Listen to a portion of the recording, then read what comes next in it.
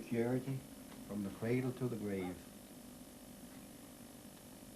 You know, being born a Hutterite, you're taken care of from the cradle to the grave. Every colony is just one big family. If one needs help in a chicken barn or in a dairy barn or in a hog barn, you know, and if somebody does get sick, there's somebody there to replace everybody. So it's just like a family on a family farm pitching in to help dad or mom or his brother doing things.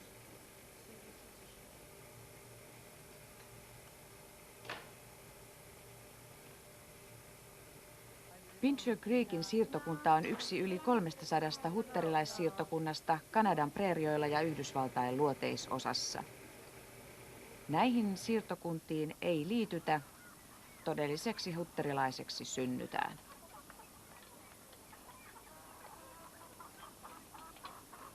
Hutterilaiset säilyttävät etäisyytensä valtakulttuuriin ja puhuvat yhä erästä Tirolin saksan murretta. He sanovat elävänsä maailmassa, mutta ei maailman omina. Silti he ovat eräitä maailman varakkaimmista ja teknologialtaan edistyneimmistä maatilatalouden harjoittajista. Hutterilaisjärjestelmä takaa yli 30 000 jäsenelleen ruoan, vaatteet ja asunnon eliniäksi. Järjestelmästä lähteminen merkitsee aloittamista alusta tyhjin käsin. Useimmat karkulaiset eivät pysy poissa pitkään.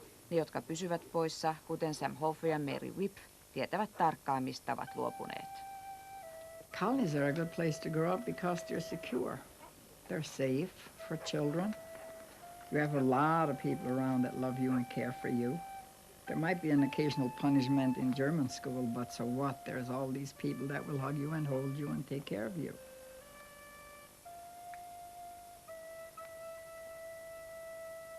My childhood was as happy as any other kid on the colony. I cried easy. I had a nickname called Crybaby, but my mother always called me her golden girl, and that made up for the crying. I remember when I was 6 years old, I walked home from the garden, and I had almost like a vision in front of me, and I looked about him and said, what's my life about? And I recognized something. I didn't know what it was, but I knew that there was a big picture out there that I wasn't exploring, I wanted to know more about the world. I loved my life in the colony. I loved the Hutterite clothing. I loved the togetherness and the group that was my peer group. I actually loved to be with people, to interrelate in the work areas. And I had no question about ever being a Hutterite or not being a Hutterite, because my intent was to be a Hutterite, to be a good Hutterite, and to stay there for the rest of my life, because I truly loved the system. We have to be isolated because in order for us to be in town too often and show our kids the things that happen in town, you know, they'd like to live there too. Well, we believe in the world, there's lust of the eyes, lust of the flesh. All these things are out there which we kind of stay away from. Certainly the outside world wasn't to be trusted. We were on the right way. We were Hutterites because God meant Hutterites to be the chosen ones. So that was instilled in us. So obviously the other people had no chance. They were just no good. They were the as we say, the gut-loosen, which means the godless.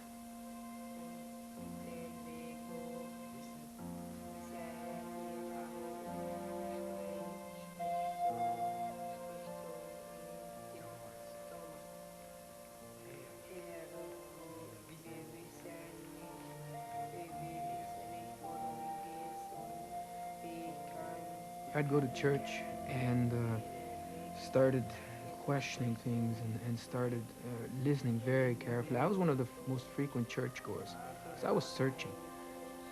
Everything I was studying, and I was studying different religions, and I was drawing cartoons, and I was just reading all these books.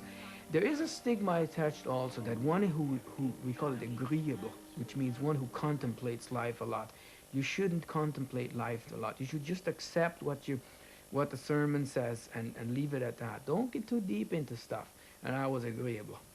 And so they were every term, agreeabling, that's the verb, means that leads to eventual falling away and becoming an Irrgläubiger, which means a disbeliever.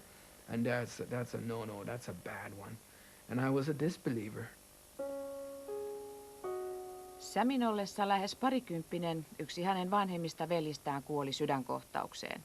Tapahtuma lisäsi Samin kiinnostusta kuoleman jälkeiseen elämään. Mitä enemmän hän luki, sitä enemmän häntä alkoivat kiinnostaa muun maailman uskomusjärjestelmät.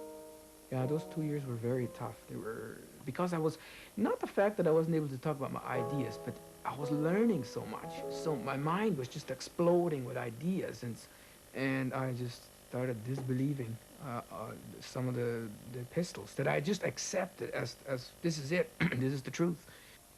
I probably started to question the system when I got married. I became aware that my husband drank. I had never, ever really been aware that he drank because I never saw him drunk. But as time went on, and about at the time my fourth child was born, I was aware that my husband had a real problem. And it was extremely difficult for me to ever think of questioning the Hutterite system. Until one day my husband told me, I have to drink to live here. Then I started questioning myself. Why does anyone have to drink to live here? This is paradise. This is the entrance to heaven. This is the place where all your troubles are taken care of. And why does he need to drink to live here? Even the Bible tells us, look at how fine it is for brethren to live in unity. It is. This way of life is very, very, very simple to live and easy to live if you believe on a God, and God is love. What are we doing here? You know, these ideas kind of started to explore the question, what are we doing here? Mm-hmm. Do these John people Whip not know any better? varttui Samin siirtokunnassa lähellä Moose Jawn kaupunkia Saskatchewanissa. Hän karkasi 2 vuotta ennen Samia. Sen jälkeen hän opiskeli normaalissa koulussa ja yliopistossa. One day in an encyclopedia, I stumbled upon the idea of evolution. Mm-hmm. I was just fascinated. I read and read all about it, and I was just amazed that we were not taught this, right? Yeah. And here was something in conflict with creation, and then I realized things were not black and white the way we were taught. And I would say doubt was, that's where it started. Yeah. And you know, they went through the encyclopedias when they first came, and they ripped out everything that they could, that they thought would corrupt us. But they didn't know what evolution was, so they didn't rip out those pages, fortunately. Everything about sex, that was taboo. Oh, yeah. And you know, but we were really, we spent a lot of time looking up words they had missed in the dictionary, so you know, it was a dead giveaway, so we were exploring. The lizard. A little lizard licked his lips and asked me for a potato chip. I gave him one and zipped the chip was instantly gone, but he wanted some more, so I gave him 40 cents and he left for the store. It's only grade 8 in school, but you take Rosa here. She took a corresponding course to go further, which is allowed in the colonies. If they want to go higher, it's allowed. That's the only education you really need in the colony. You don't need further education. If anybody wants it, it's there. Correspondence. Then you take secretary, like my daughter took secretary course. What was the use of taking it? She doesn't need it. For some reason, we both happened to stumble across some books. Books that were maybe not really very well known about. Things that talked about books that talk about very controversial things like out-of-body experiences or reincarnation even. Things that you wouldn't dare talk about in the colony. Mm-hmm. And then also at the same time, I think... we discovered rock and roll kind of thing. I went out and had a little spare money from trapping foxes. Got a big stereo, and then Sam and I would sneak off down to the old pump house and we'd listen to some tunes. Boston and discuss April ideas, wine. right? Yeah. We would discuss these ideas while we were listening to rock and roll.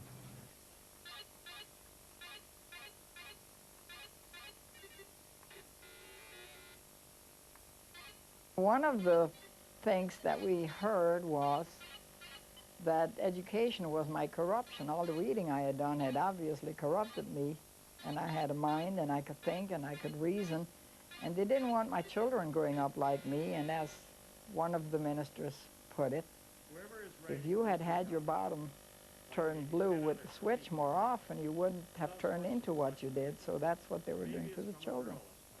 They were disciplining the children to save them from becoming like me. Maryn vanhin tytär Elisabeth muistaa perheen yllä häilyneen synkän pilven. Vähän alle 20-vuotiaana hän karkasi läheiseen Sioux Fallsiin Etelä-Dakotaan. We were treated differently by the kids around us. We were called names, and they would make fun of us because of my dad's drinking. And we were, if anything went wrong, no matter who had done the broken window or let all the cows out, usually it would come back as something that one of the whipped kids had done, and we would be spanked whether we had actually done that or not. For my husband's drinking, I used to go to the minister for help, and I wanted them to help my husband stop drinking.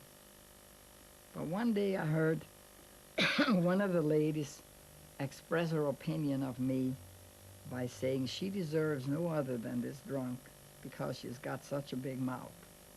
And I never again complained to the minister about my husband's drinking, and I resigned myself to this life to try and be the best wife I knew how to be, to live by the rules of the system, which I trusted and believed in, until my 10th child was born.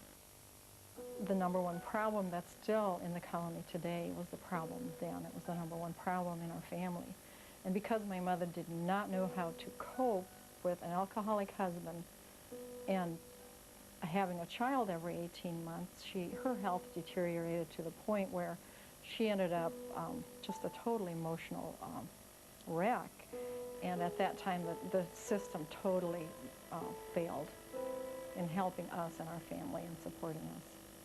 Figure we have more power amongst ourselves than these AA schools out there. If you believe in Christ and Jesus will, you pray to him, he'll give you strength to quit. And it has to work. If he believes and sees your idea, you talk to him, he can see your point, and he will quit. One day when I was in charge of the kitchen, I was cutting up meat, and in the process of kind of being hypnotized by the sound of the saw and the movement of the saw and my hands putting the meat in, this brilliant idea came to my head that maybe I should go out in a blaze of glory and like nobody else ever had and put my head through that saw to find out exactly what was going on inside it. And with the sound of the saw, my head moved closer and closer to the blade, and suddenly I realized, this sounds like suicide. 10. lapsensa syntymän jälkeen Mary etsi apua järjestelmän ulkopuolelta. Hän alkoi käydä Sioux Fallsissa psykiatrilla, joka sai Maryn vakuuttumaan siitä, että tarvittaisiin repäisy ulos depressiosta. 7 sähköshokkihoitoa ei kuitenkaan parantanut Maryn terveydentilaa, ja hän päätti lopettaa hoidon. My mother was in a very, very serious depression while we lived in the colony, to the point where she was losing weight. She was down to 90 pounds.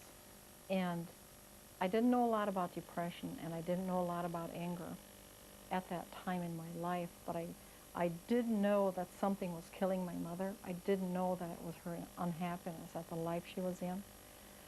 I was 36 years old. I was probably going to have 5 or 10 more children by the age I was 52 or 54.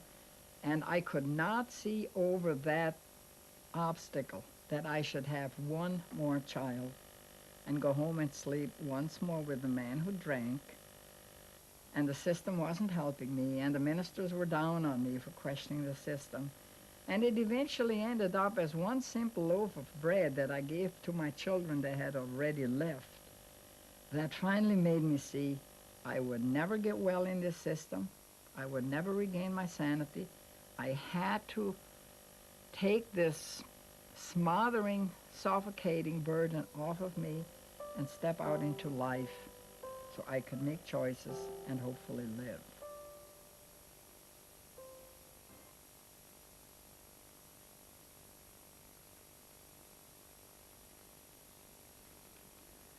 I'd say number one problem is young people who wanting to leave. But we haven't got this problem personally in our colony. But there are colonies that I'd say 90% of the young people all leave. But 99% of them all come back, though. Maybe a quarter of a percent stay out there. And some young boys leave the colony because every time they do something wrong, they're punished. Like they have to stand in Sunday school, and sometimes the punishment gets severe. They have to stand in church. And they said, the heck with that noise. I'm not going to stand in Sunday school no more. I'm not going to stand in church. I'm going to leave, where I can do as I please. Well, I've contemplated it for so long, and so it was. I'm free. I finally made it. This is it. So it was. It was. What if I can't make it? I was running through my head. What if, mind you, the job was only for 2 weeks, so there was a kind of a. I was afraid that if this doesn't work out, I have to go back maybe, and I'd look like a fool, and people would be saying, "Ah, you tough guy, you couldn't make it."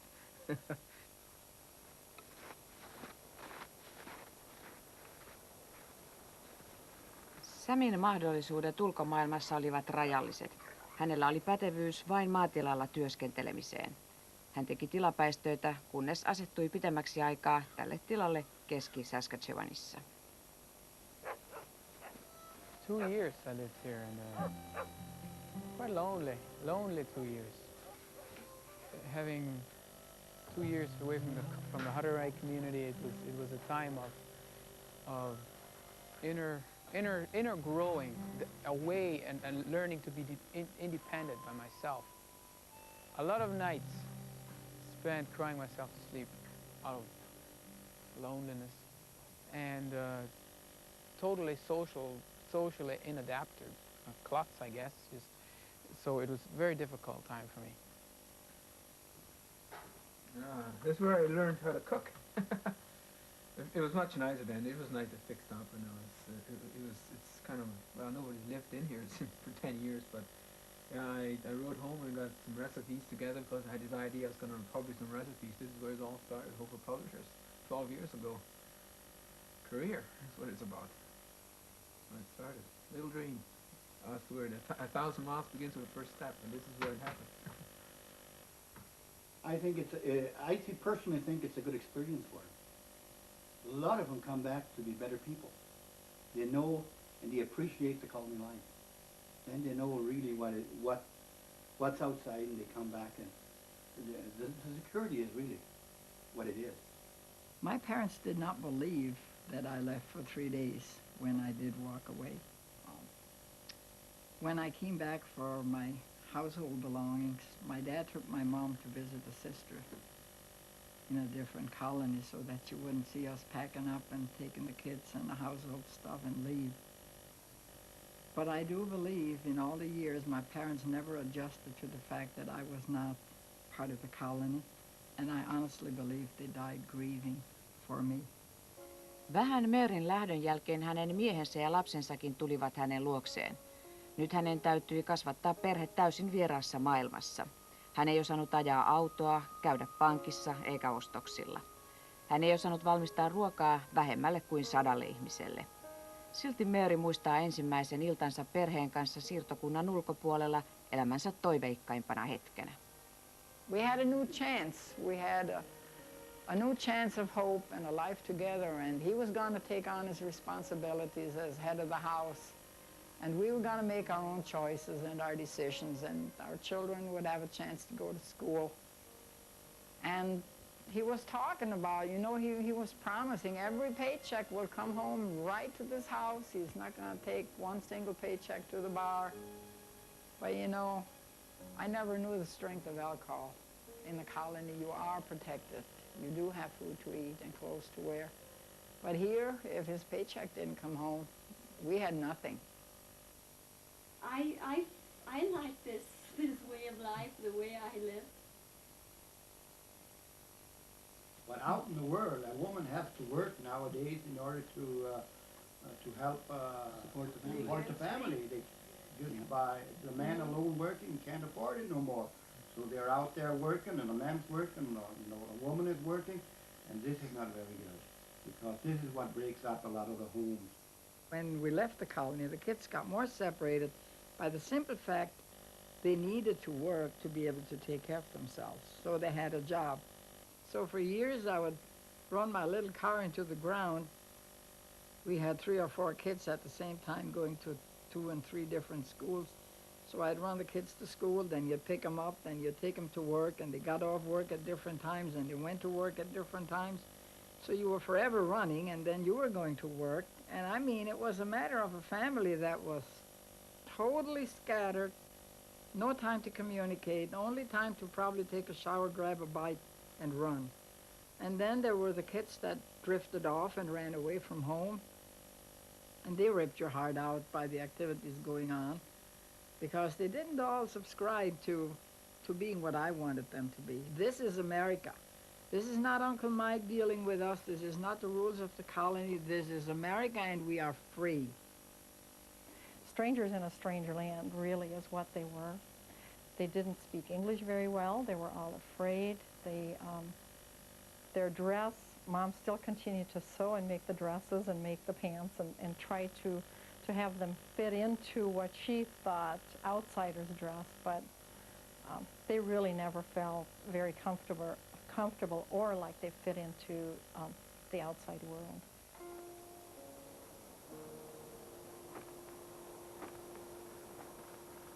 Why are we all dressed in one color? Why are we all dressed dark light? How can you tell a Mountie when he walks down the street? By his clothing. If he'd be dressed in just ordinary clothing, you wouldn't know he's a Mountie or a police. But as soon as he is in his uniform, they know he's a Mountie, and you gotta respect him. Now, why does a judge wear black when he goes to court? Because he sits there and he's innocent, because he has to judge either way. And that's what we're supposed to be as Christians. We're supposed to be innocent.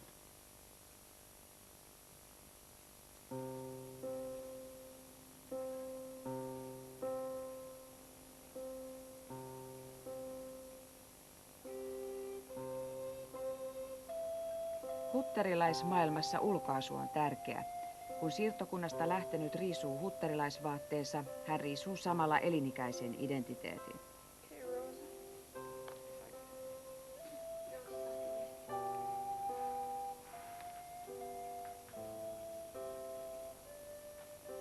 Lähtönsä jälkeen Mary yritti säilyttää elementtejä perinteisestä vaateparresta.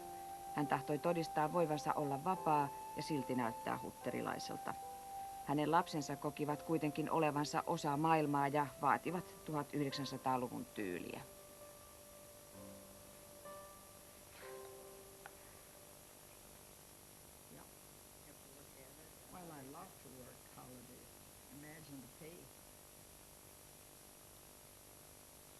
My daughters had talked me into getting my hair cut, and that was against all colony rules and traditions for a woman to get her hair cut, especially cut short. I can still feel myself kind of cringing down in my chair to get away from God and the sinful feelings within me, like I felt wicked and sinful to get my hair cut. And I also knew, I was remembering and thinking, what is my dad going to say? Because when Lisa got her hair cut, he was ready to disown her. And so here I am getting my hair cut and feeling so terrible about it. I actually expected God to rain down judgment and condemnation right there in that chair.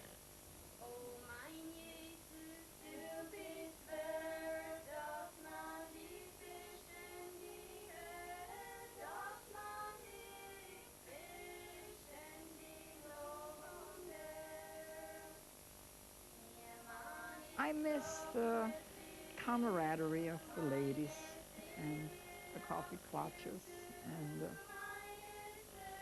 not worrying about paying bills.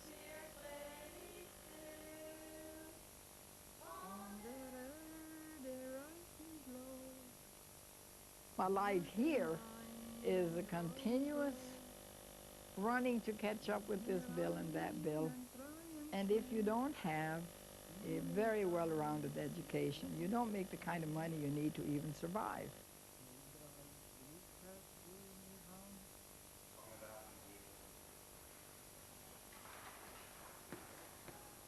miss the language. I miss speaking the dialect, that part, the cultural, the food. You don't realize actually what you've left till you've actually reflect back and try to make sense of it. And then say, what? No, I left that. Boy, I missed that part of it. I do feel they have got off on the track of who they were intended to be and have become so materialistic and so concerned about having the best things for the technology that they have kind of forgotten about the people.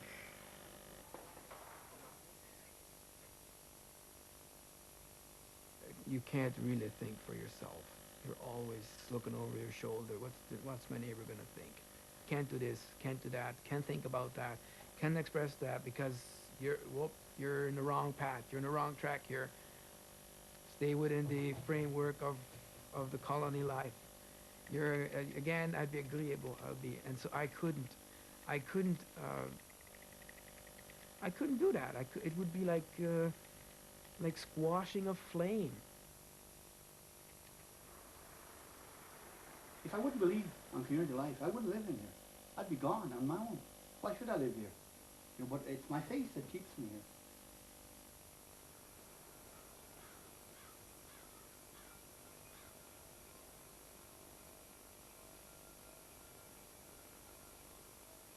We're already practicing heaven on this earth.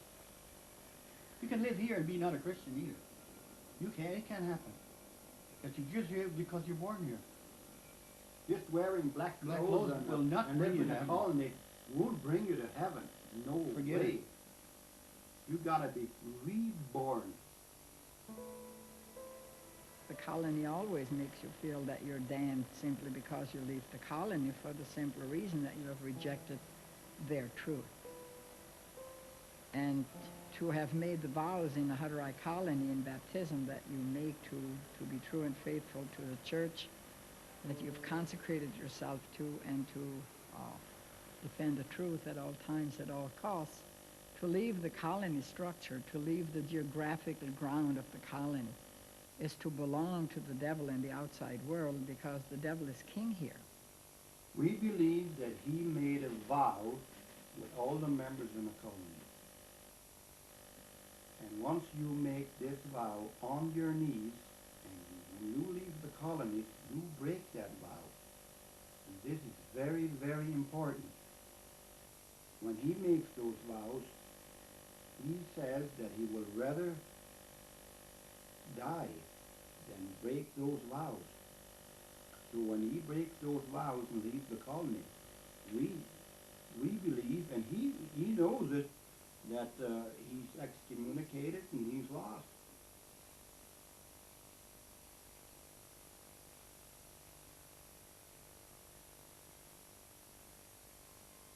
The God that was taught to me as a Hutterite, growing up and going to school, was a God of love and a God of caring. As I grew up and I perceived judgment, condemnation, and punishment wielded to the people and to the children, the God I saw was a God of judgment, and I perceived God as a disappointed Hutterite minister. I always visualized God to be a big, white, bearded old man up in heaven, looking down and saying, "You did bad, boy. You're in for it." And just a very angry God. I didn't see God as a loving God at all.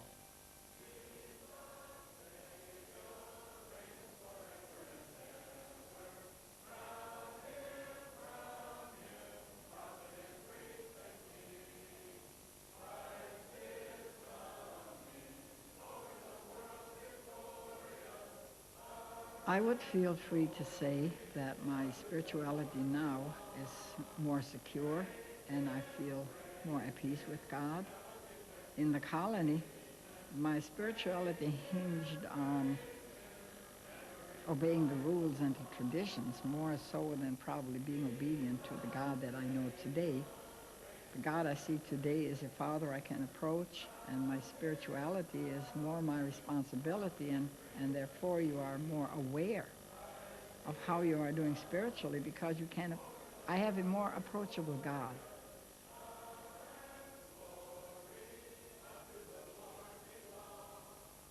Ideology-wise, I have no, really, I'm not a Hutterite. I don't view myself from that fundamentalist Christian point of view, not at all. I have huge problems with fundamentalism, period. And I just don't, that's another thing that just gripes me. It's a narrow point of view, and I see the whole world as I'm a universalist. I open myself to all the best of all religions and all faiths, and take from each religion, every whatever culture, pick the best.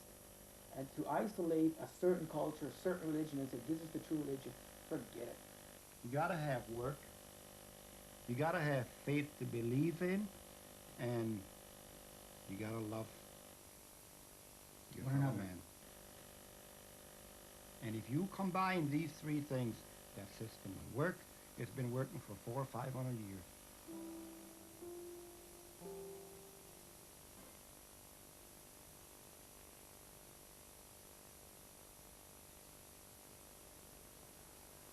A rope is a lot stronger than a string because a rope is made up of 50 strings. So 50 people working in the colony all together is stronger than just one string compared to a rope. Because out there, they have to get up in the morning, they have to go to work, even if they're sick, because they have to make them payments. When they come back to the colony, when the bell rings, they can go and have lunch. They don't have to worry about cooking. They don't have to worry about laundry. If they're sick, they don't have to worry about going to work, because they know even though they stay at home, their bills will be paid for. All them things.